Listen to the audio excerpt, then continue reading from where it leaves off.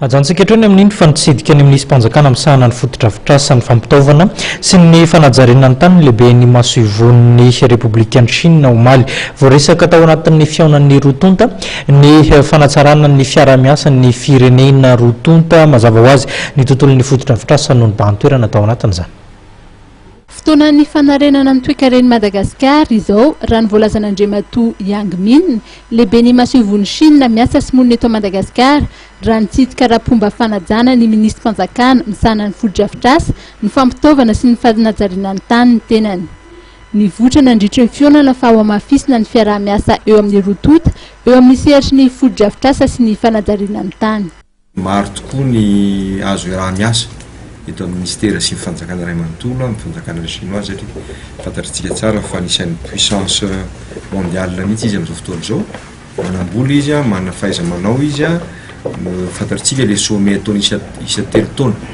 entre la Chine et Afrique. Izao fotoana izao izy dia milaza hoe manana 30 milliards de dollars izy atao anatin'io fond io.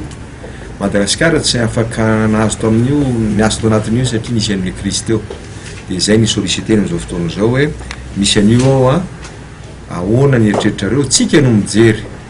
tsika no mametra hoe reto ny priorité reto ny eritreretinay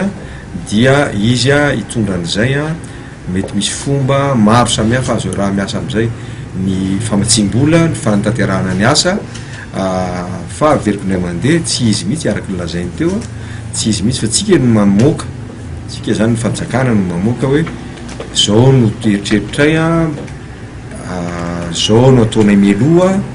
reto no mety mitondra vokatra ainy ianao anay reto ny vokatra ny rindrina kely atsika daholo mametra an'izany toko hoe zay ny tena zavatra miova fa tsy hoe tonga le olona dia mitondra vola dia hoe tiany anay no ataonay ry lalany ry. Anisan'ny lara-pahamehana raha ny voalazany ity farany ny lalana amohanany vokatra. Tsy misy akory ny antsoina hoe financement parallèle raha ny voalazany ary ny karazana famatsim-bola izay ampiarina dia tsy maintsy akatoavy ny ministry ny tedi-bola sy ny fitantanam-bola.